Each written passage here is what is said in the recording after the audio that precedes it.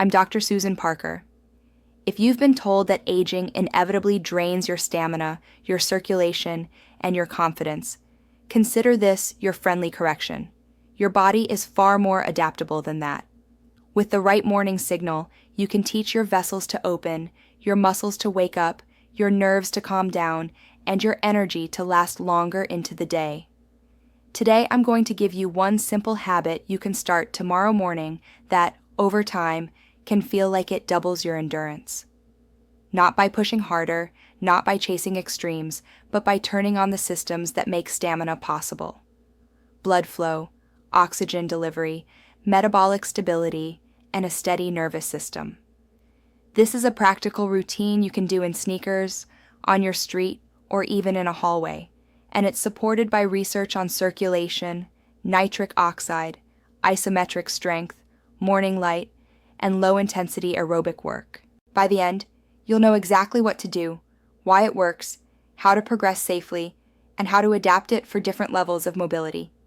You'll also understand how this morning practice supports intimate health in the most natural way. Better circulation, calmer nerves, and a body that trusts itself again. Let's start with a promise I can make with full confidence. Your blood vessels are not passive pipes. They're living tissue lined by an inner surface called the endothelium. When the endothelium senses gentle, rhythmic increases in blood flow, it releases a molecule called nitric oxide. Nitric oxide tells the vessel to relax slightly, to become more elastic, and to let blood pass with less resistance. That means warmer hands and feet, clearer head, and better oxygen delivery to every tissue you care about. Heart, brain, muscles, and yes, the pelvic region that underlies intimate health. When your morning sends the message, open and flow, your day carries a very different tone than when your morning says, rush and clamp down. The habit I'm about to teach you is essentially a way to persuade your vessels and your nervous system to choose open and flow, on purpose, before the busyness of the day dictates the opposite. Here's the habit in one sentence so you can memorize it immediately. Hydrate, breathe through your nose while you move, and perform a short sequence that combines 2 light isometric holds with a 10 to 12 minute brisk walk in morning light. That's it.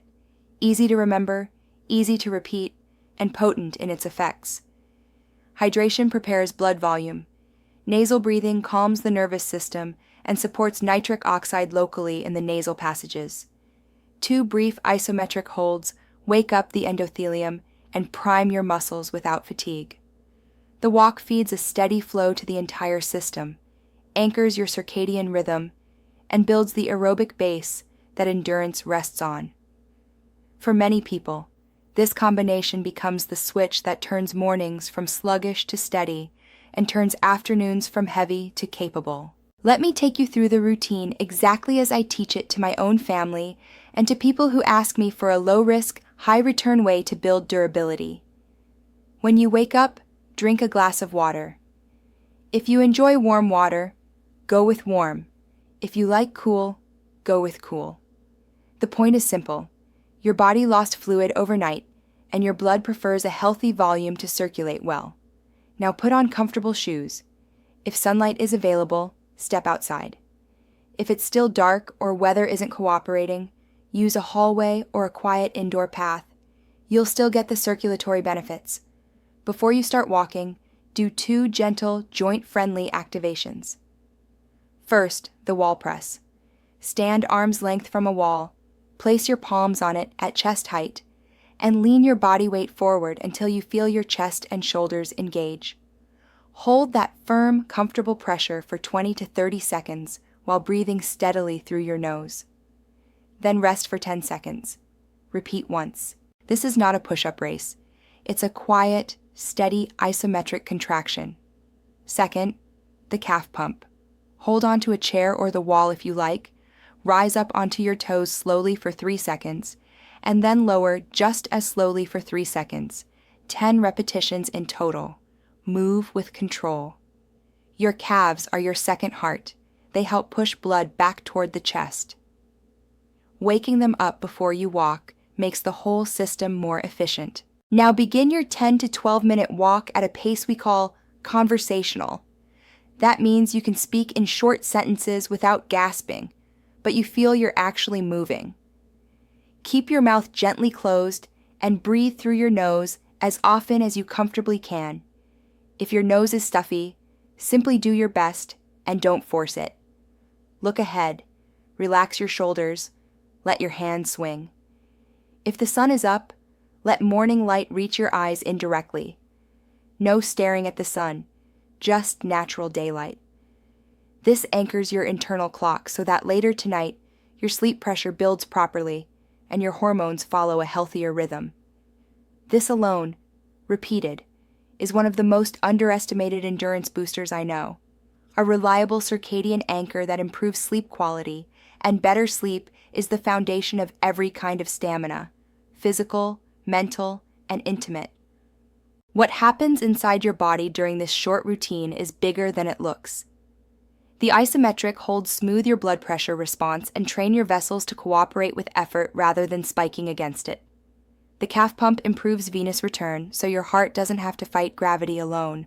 The walk increases shear stress, the good kind, along the vessel walls, and that tells the endothelium to release nitric oxide, which makes the vessels more responsive. Nasal breathing keeps the nervous system out of red alert mode and supports a more efficient pattern of oxygen and carbon dioxide exchange. Morning light tells your brain, it's daytime, let's set the schedule. And because the whole thing is brief, you don't accumulate fatigue, you accumulate capacity. That's the secret. Endurance isn't just about going long today, it's about showing your body, day after day, how to become a better circulator and a calmer energy manager. If you're wondering how this supports intimate health without us ever needing to use explicit terms, the answer is simple physiology. Tissues in the pelvic region respond to the same signals as the rest of the body: blood flow, oxygen delivery, and a settled nervous system. When you improve microcirculation, you improve tissue readiness. When your nervous system is steadier, muscles that tend to tense unnecessarily, like parts of the pelvic floor, can relax appropriately. When you feel lighter after breakfast and more awake in the afternoon, your confidence in your own body rises. Confidence is not an abstract concept. It's a physical sensation that your tissues are ready to participate in your life, including your relationships, without dragging you down with fatigue or heaviness. Let's make this personal with a picture you might recognize. You finish breakfast and normally head straight to emails. An hour later, you feel heavy and your posture collapses forward. Concentration dips, hands feel cool, and the idea of doing anything extra later in the day feels like a chore. Now change that script slightly. You drink your water, prime your system with 2 light holds, walk 10 to 12 minutes at a gentle clip, catch a bit of morning light, and return to your day. 90 minutes later, your head is clearer, your hands are warmer, and your mood is steady. The same tasks feel less like a climb and more like a stride. You repeat this sequence for a week and notice your afternoon slump shrinking. You repeat it for a month and your baseline changes. You're simply more available to your life. That is endurance. Not a single heroic workout, but a consistent capacity to be present and capable across the whole day. Because so many people like numbers, let me speak to realistic expectations. Some individuals see early changes within a week. Less heaviness after breakfast, warmer extremities, and less mid-morning yawning. Others feel the shift more clearly in week 2 or 3 as sleep consolidates and morning alertness arrives on schedule. In terms of measurable stamina, the gains are usually gradual but steady. Your comfortable walking pace climbs without trying. Stairs become friendlier, and a short afternoon walk no longer feels like a chore. If you already exercise, this routine doesn't replace your training. It makes your training go further by lowering the stress cost of daily life and by improving the foundation your workouts build upon. If you don't currently exercise, this routine is your doorway. 10 to 12 minutes, done consistently, is sufficient to start remodeling your vessels and waking up your aerobic base. Now let me answer what I know you're thinking. What if I can't go outside? What if my knees object? Or what if I use a cane? You still have options. Use a hallway loop in your home, or an indoor mall if it's convenient. Choose softer surfaces if your joints prefer them. Break up the walk into 2 6-minute segments separated by a minute of gentle standing. Keep the isometric holds even more gentle. You're teaching your nervous system safety, not testing your strength. If you need a chair for support, keep one hand on the back of the chair while you perform the calf pump. Your vessels care about flow and rhythm, not heroics. The body respects consistency more than it respects intensity. If you want to know whether you're doing the routine at the right effort, use the talk test. If you can say, "This pace feels comfortable and steady," you're in the zone. If you can sing, you're probably a little too slow to create much stimulus. If you can't finish a sentence, you're going too fast for this specific morning purpose. Remember, we're building the platform of endurance, not trying to set a personal record before you've even checked your calendar. You should finish these 12 or so minutes feeling warmed, not wiped. That sensation, pleasant warmth without fatigue, is the signal that you sent the right message to the endothelium and to your nervous system. Now, because I promised you this is backed by research, let me translate a few big findings into everyday language. Gentle isometric work, like the wall press, has been shown to improve vascular function and smooth blood pressure responses. That means your vessels behave more gracefully under load. Light aerobic activity at a conversational pace is one of the most reliable ways to improve mitochondrial efficiency, the cellular engines that produce energy from the oxygen you carry. Nasal breathing has been associated with calmer autonomic tone. That's the balance between your accelerator and your brakes, physiologically speaking, and calmer tone supports better circulation. Morning light exposure stabilizes the circadian rhythm, which improves sleep quality and next-day alertness. Each of these pieces is good on its own. Together, at the start of your day, they're better than the sum of their parts. That's why so many people feel a disproportionate return on a small investment of time. Because you may enjoy simple progressions, here's how to grow this habit without breaking it. In week 1, do exactly what I described. Water, 2 wall presses of 20 to 30 seconds with a short rest, 10 slow calf raises, and a 10 to 12 minute walk with nasal breathing when possible. In week 2, keep everything, but after 5 minutes of walking, perform 30 seconds of gentle marching in place with knees low and relaxed, then continue your walk. In week 3, add a gentle hill or a flight of stairs if you have one. Walk up at a conversational pace and take your time on the way down. If you don't have a hill, simply increase your walking time to 14 minutes. In week 4, add a soft finish. The last 60 seconds of your walk slightly slower, focusing on long exhales through the nose to slide your body toward calm before you re-enter your day. This soft landing trains your nervous system to end effort peacefully, which pays dividends later when you want evening calm to arrive on time. If you wonder how a morning routine can influence confidence in your relationships, consider this. Confidence is a physical memory as much as a mental attitude. When your body repeatedly proves to you that it can create warmth in the hands and feet, carry you up a hill without protest, and keep your head clear through the late morning, your self-story changes without affirmations. You move and speak from a felt sense of capability. That state naturally informs how you show up with the person you love. You listen more easily because you're not fighting fatigue. You suggest a walk together because you have energy in reserve. You touch with calm hands because your nervous system isn't shouting. All of that supports a more connected, more respectful, more enjoyable closeness. It's all one physiology. I also want to empower those of you who live with blood pressure medications, glucose concerns, or joint replacements. This routine is meant to be friendly. If you use medications that can lower blood sugar, keep a small snack available, and learn your body's timing. Your healthcare team can help you personalize that. If your knees or hips are replaced, choose very flat routes or indoor options, shorten your stride, and let your new joints enjoy rhythmic, low-impact motion.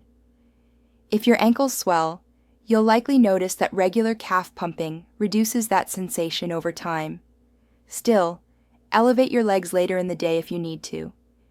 If you experience chest discomfort, severe breathlessness, or dizziness, stop and seek guidance. Safety is not the opposite of progress.